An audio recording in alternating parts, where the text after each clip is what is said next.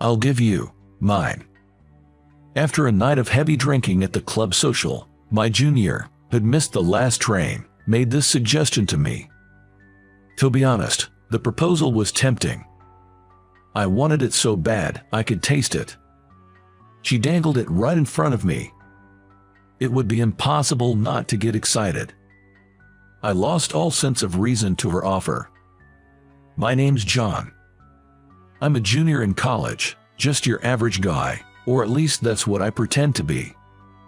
Ever since I was young, I've been a huge fan of video games and comics, what you'd call a geek, especially hooked on this one particular game.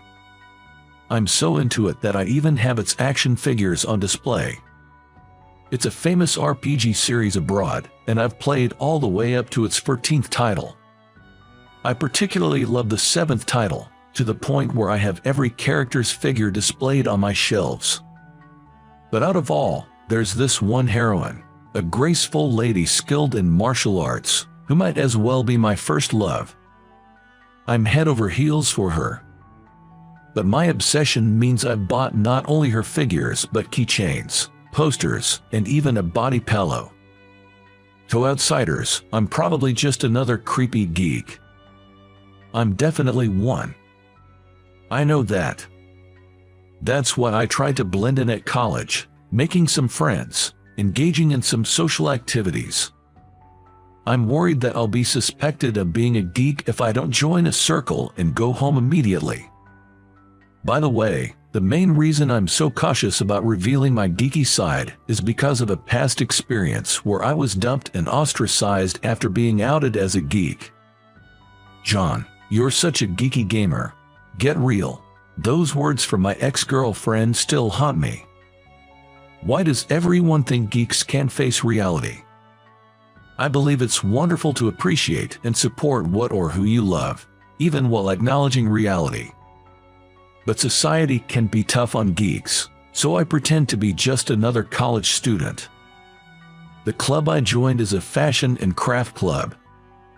It's mainly focused on creating clothes and accessories. It might sound girly, but surprisingly, there are a lot of guys. I joined because I wanted to make clothes for my favorite plush toys. Most members prefer to work quietly, which suits me. That's what I thought. Then, my peaceful routine was disrupted by a new member. I first noticed that junior when I was in my junior year. A new girl joined our club. Her name was Madison. Madison was as cute as her name suggests, with a ponytail that suited her so well. And she had quite the figure. You know the term bombshell? Well, that was her. She had a large bust, a toned stomach, and a big behind. She resembled the character I adore in terms of physique, although their hairstyles were different. If that character existed in real life, she would have probably looked like Madison. That's why I was sort of interested in her, but unfortunately, her personality was very different. While my favorite character is somewhat feisty, Madison is many times more so. She might be what some call she's hot and cold, but to me, she only has the cold part and none of the hot. You're making clothes for stuffed animals again. Why don't you add more frills or something? I don't need frills. It doesn't suit this type of stuffed animal. It's not about what suits or doesn't, isn't it, just because you're bad at adding frills? She always teases me like this. I could tolerate just that, but she seems to be a pretty active woman, always planning various events, like socials or outings. I've declined all of them, but surprisingly, many people attended. Because of her initiatives, she's become the center of attention in our club. It's surprising how well she gets along with people, even though she has this kind of vibe. But observing closely, Madison seems to get along pretty well with other guys. She'd laugh, compliment, and even crack jokes with them. But not with me. With me, it feels more like she's mocking or pointing out my mistakes.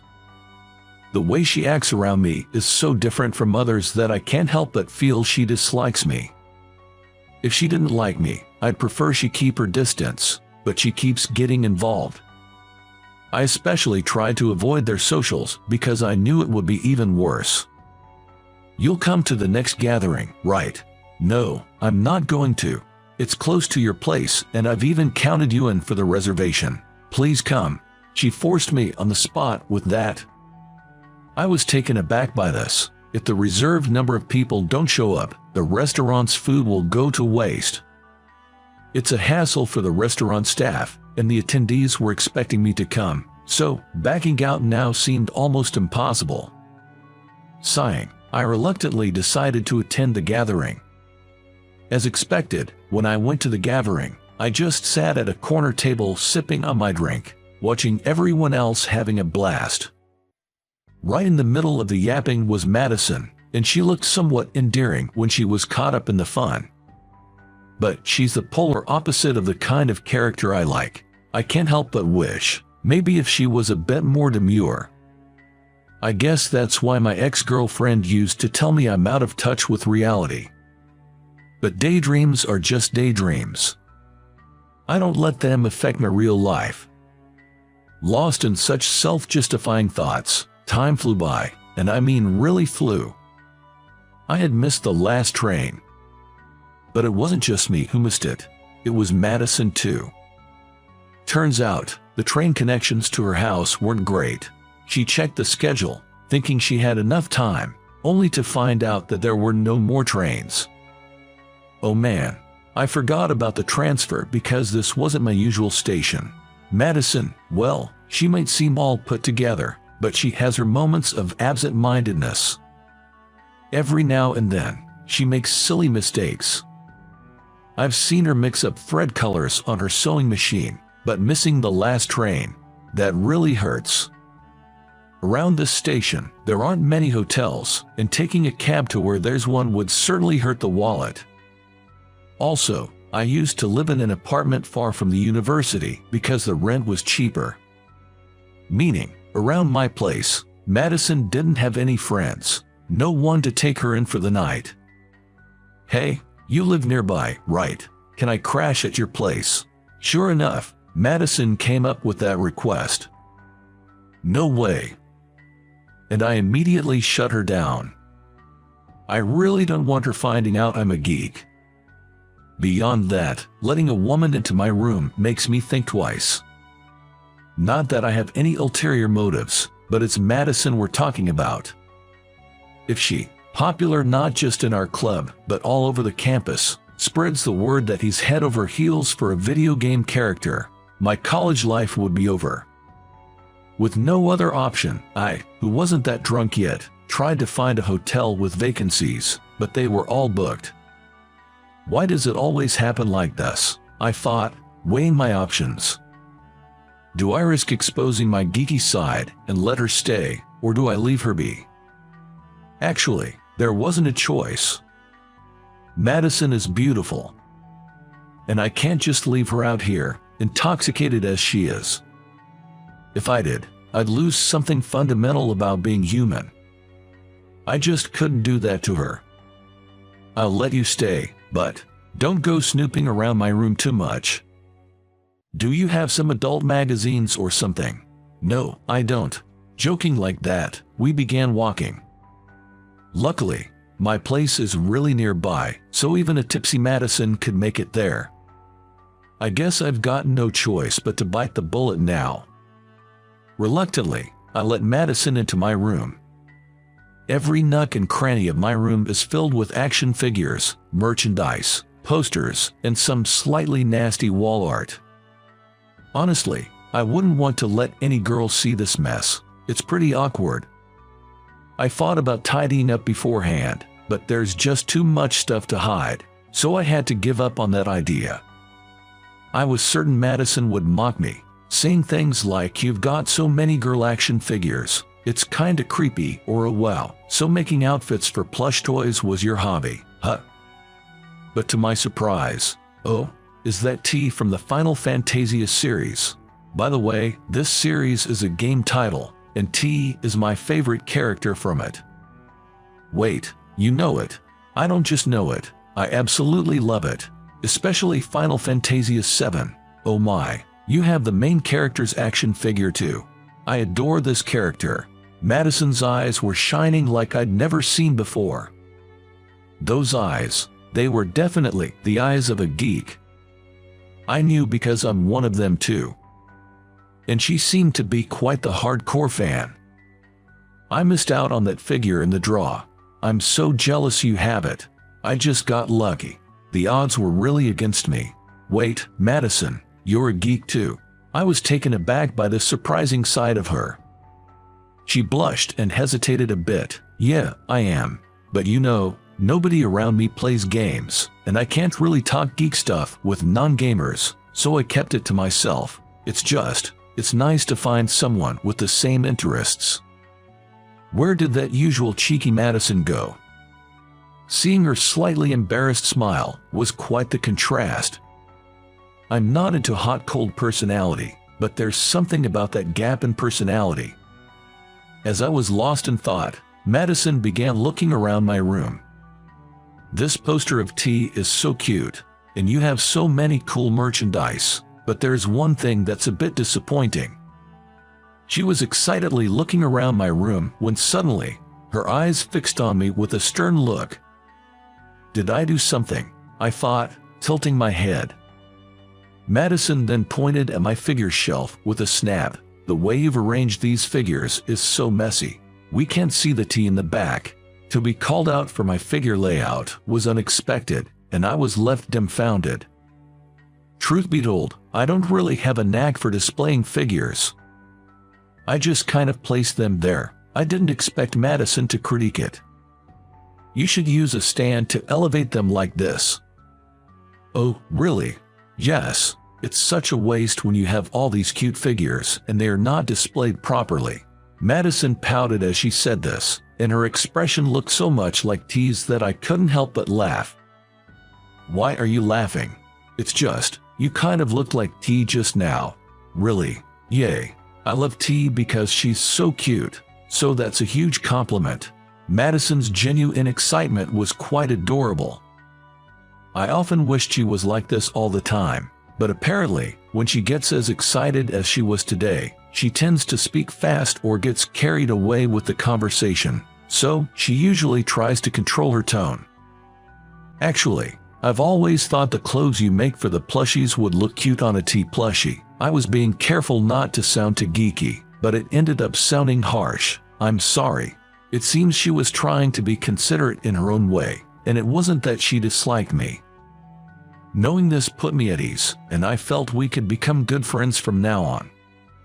Just as I had this thought, I glanced at the clock and realized it was already late into the night. Staying up any later would make tomorrow tough. Maybe we should call it a night. Yeah. Oh wait, isn't today the announcement for the limited T figure draw? Madison's reminder brought it back to my mind. The results for the exclusive figure draw were due at midnight. It seems Madison had entered the draw as well, so we both checked our emails. And the result was, I didn't win. What a bummer. Frustrated, I slammed my fist on the floor. I really wanted that figure, but if you don't win the draw, you can't even buy it. I definitely don't want to buy it from a scalper, so I guess I have to wait for another chance. As these thoughts filled my head, Madison said, I actually won. Seeing my despair, Madison whispered, looking somewhat apologetic. Wait, what? I couldn't help but stare at the email she showed me. The email confirmed her win. Why did she win, and not me? It's not like I love T any less. A pathetic sense of jealousy welled up within me, and I didn't know where to look. Because if I look at Madison now, I might end up giving her a weird, envious stare. John. What? If you want, I can give you my winning ticket. Wait, what? I ended up repeating myself, but I eagerly asked Madison about her offer. Madison replied with a smile. You should be the one to get it since you're a bigger fan of T. Plus, consider it a thank you for letting me stay over. Are you serious? Thank you. Please let me have it. I felt as if an angel had descended upon me and was so grateful to Madison. Being a fan without many like-minded friends, I rarely get such help. In my overwhelming emotion, I even got on my knees to thank her right then and there. I was so thrilled about getting the T figure that I couldn't contain my excitement. Seeing me like that, Madison laughed and said, "But there's a catch. A catch. Come with me to the next Final Fantasia event." Even though she said it was a thank you, Madison was inviting me to a big event that was about to take place. Apparently, she was too shy to go alone, but really wanted to attend and was looking for someone to accompany her. "I know you well enough, and I think we'd have a great time chatting." Smiling, Madison made me an offer I couldn't refuse, all for the sake of the figure. Over the next few months, my relationship with Madison underwent a drastic change. To be honest, I was thrilled to have a fellow geek as a friend. Being passionate about something and sharing it with someone is just so much fun. Madison and I attended events together frequently. She'd even come over to my place to play video games. She'd help rearrange my figure displays, which I greatly appreciated. "I'll keep helping with your displays since you're so hopeless at it. I'm counting on you." By the way, I've been to her place too. Her figures and stuffed animals were neatly arranged, and it genuinely surprised me. She had a sense of style that I lacked, and it made me see a different side of her. By discovering new sides of each other, we began to respect each other even more as individuals. Before I knew it, Madison became my wife. We spent so much time together, going on dates while calling it fan activities. We probably went on more dates than most couples. Of course, we both understood each other's fan activities. Whether we were attending events together or one of us couldn't make it, we'd cheerfully send the other off. We each had our favorite characters, but we trusted each other as future partners. I'm glad we missed the last train that night. Today, while playing a game together, Madison mentioned that, indeed, if we hadn't missed that train, we might not be together like this. Life is unpredictable. You never know what might set things in motion. But whatever the reason, if I am happy with the life that has come to me, I want to cherish that happiness forever. People might laugh at our geeky hobbies, but in a way, they were the connection that brought Madison and me together. Without our shared interests, we wouldn't have become a couple, let alone husband and wife. That's what I now wear my hobbies with pride. Lost in these thoughts, Dacha, Dan, Madison unleashed her special move, and I lost the game. Honestly, I can never beat Madison, not in real life nor in games. While it's frustrating to lose, seeing Madison cheerfully exclaiming, "Yes, I won," makes it somewhat okay.